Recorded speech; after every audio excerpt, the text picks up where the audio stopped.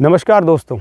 दो अनजाने, तकदीर, अंदाज अपना अपना, मेला, सोल्जर, ये कुछ बॉलीवुड मूवीज़ के मैं नाम ले रहा हूँ जिनमें आपने देखा होगा कि कुंभ के मेले में दो भाई, भाई से बहन, माँ से बेटा, पिता से पुत्र बिछड़ जाते हैं। हमारी बॉलीवुड मूवीज़ में इससे ज़्यादा कुंभ के महत्व को नहीं समझाया गया। क्या कुंभ का महत्व सिर्फ रिश्तों के बिछड़ जाने जितना है? जी नहीं। कुंभ का महत्व बहुत विशिष्ट है, जहाँ पर आप आध्यात्मिक ज्ञान और उन्नति को प्राप्त कर सकते हैं। ऐसा त्रिवेणी संगम वहाँ पर मौजूद है, जहाँ पर माँ गंगा, माँ यमुना और अदृश्य माँ सरस्वती का त्रिवेणी संगम वहाँ पर मौजूद है। ये वो स्थान है जहाँ पर सृष्टि के पूर्ण निर्माण के पश्चात भगवान ब्रह्मा जी ने सृष्टि के सफल संचालन हेतु यहाँ पर सर्वप्रथम यज्ञ किया। प्रथम से प्रय और यज्ञ से याग, यानी इस यह शब्द बना प्रयाग। देवताओं और दानवों के द्वारा जब समुद्र मंथन किया गया और नाना प्रकार के रत्न और साथ ही साथ अमृत की उत्पत्ति हुई, तो अमृत पान करने के लिए देवताओं और दानवों में आपस में होड़ मच जाती है और दो दानव देवता का रूप धारण करके अमृत पान भी कर लेते हैं। और इस दौरान जो छीना झपटी होती है, उस अमृत की जो बूंदें हैं वो धरती पर उछल करके गिरती हैं। कहते हैं 4 स्थानों पर यह अमृत की बूंदें गिरी थी। और उनमें प्रथम स्थान है जो प्रयागराज है, जहाँ पर इस त्रिवेणी संगम के स्थान पर अमृत की बूंदें गिरी, इसीलिए यह स्थान भी अमृत तुल्य और अमर है। और इसी के साथ साथ हरिद्वार, उज्जैन और नासिक, यहाँ पर भी इन 4 स्थानों पर अमृत की बूंदें गिरी। त्रिवेणी घाट के नज़दीक ही पातालपुरी किले में आपको अक्षय वट के दर्शन होंगे। कहते हैं कि ये अक्षय वट अनादिकाल से वहाँ पर मौजूद है। यह अक्षय वट सतयुग में भी मौजूद था, त्रेता में भी मौजूद था जब भगवान राम यहाँ आए थे, और यह द्वापर युग में भी मौजूद था जब भगवान श्री कृष्ण यहाँ पर आए थे, और यह कलयुग में भी मौजूद है। और कहते हैं कि यह वट वृक्ष और यह अक्षय वट अक्षय है, कभी इसका नाश नहीं हो सकता। कहते हैं कि जब कलयुग समाप्त होगा और जब प्रलय आ जाएगी, पूरी धरती जलमग्न हो जाएगी, नष्ट होने को होगी, तब भी यह स्थान, यह अक्षय वट और यह स्थान अजर अमर रहेगा। ऐसा दिव्य स्थान है। जब महाकुंभ का जो संयोग बनता है, उस वक्त यहाँ पर त्रिवेणी में स्नान करने का अपना एक बहुत ही आध्यात्मिक महत्व है। कुछ मुख्य तिथियाँ होती है जिनमें शाही स्नान या अमृत स्नान होता है। विभिन्न अखाड़ों और विभिन्न पंथों से आने वाले सभी साधु संत यहाँ पर त्रिवेणी संगम में डुबकी लगाने के लिए महाकुंभ में पहुँचते हैं। लाखों नागा साधु जो आम तौर पर हमें कहीं भी देखने को नहीं मिलते, वो कहाँ रहते हैं, कहाँ से आते हैं और कहाँ चले जाते हैं, वो साधु संत यहाँ पर आपको उनके दर्शन हो सकते हैं। ऐसे दिव्य हठधारी विभिन्न साधु संतों के दर्शन यहाँ पर होते हैं। लेकिन एक बात का बड़ा आश्चर्य होता है कि आप इस महाकुंभ में क्या प्राप्त करने के लिए जा रहे हैं, इस महाकुंभ में क्या दर्शन करने के लिए जा रहे हैं, कौन से दिव्य ज्ञान की आप प्राप्ति करने के लिए जा रहे हैं, या कौन सा दिव्य आशीर्वाद आप प्राप्त करने के इच्छुक हैं।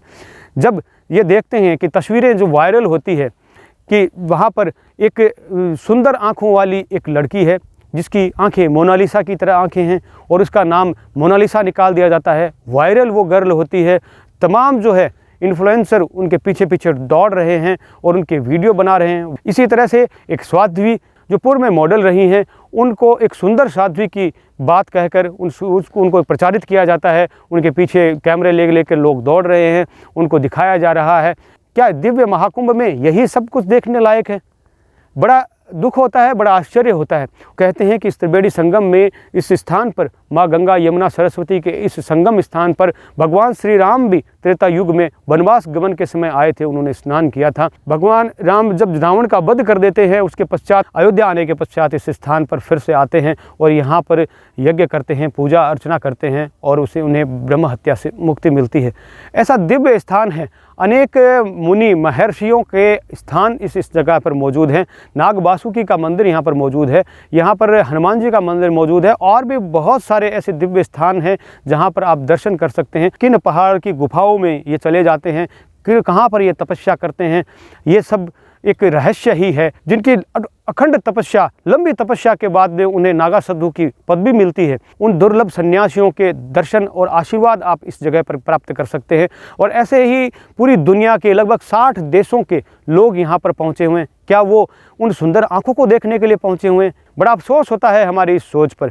कम से कम किसी ने ऐसे नासमझों ने ये वीडियो बनाए और वीडियो लगा भी दिए अलग अलग प्लेटफॉर्म पर, तो कम से कम देखने वाले उन व्यक्तियों को तो सोचना चाहिए कि क्या हम दिव्य महाकुंभ में क्या यही सब देखते हैं या यही सब देखने के लिए जाते हैं। ऐसी सुंदरियां गांव की गलियों में आम तौर पर आराम से देखी जा सकती है, उनमें कोई ऐसी कोई अजीब दिव्यता नहीं है। और मैंने सुंदरता की एक परिभाषा भी कही कि जिसका मन सुंदर होता है वह व्यक्ति सुंदर होता है, वो न स्त्री होता है न पुरुष होता है। सुंदरता की कोई स्त्री और पुरुष होना भी कोई परिभाषा नहीं है।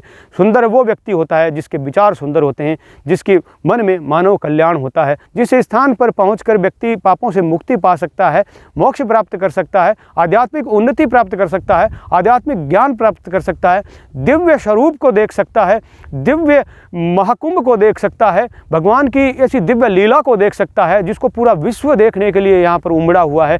प्रतिदिन करोड़ों की संख्या में लोग वहाँ पर आ रहे हैं, वो त्रिवेणी संगम में स्नान कर रहे हैं, अपने आप को धन्य कर रहे हैं। इस बात का आप भी गौर करें कि हम अपने ज्ञान के स्तर को किस ओर ले जा रहे हैं, हम क्या प्राप्त करना चाहते हैं, हम क्या दर्शन करना चाहते हैं। और ऐसे दिव्य स्थान पर, और एक बात और कहूँगा मैं जाते जाते कि इस स्थान पर यदि आकर के व्यक्ति, जहाँ पर व्यक्ति को पापों से मुक्ति मिलती है, प्रायश्चित उसे मिलता है, मोक्ष उसे मिलता है, उस स्थान पर यदि आप जाकर के कुछ ऐसी हरकतें कर रहे हैं, कुछ ऐसी चीज़ों को आप देख रहे हैं, तो सोचिए वहाँ पर किए गए पापों से मुक्ति आपको कहीं मिल पाएगी।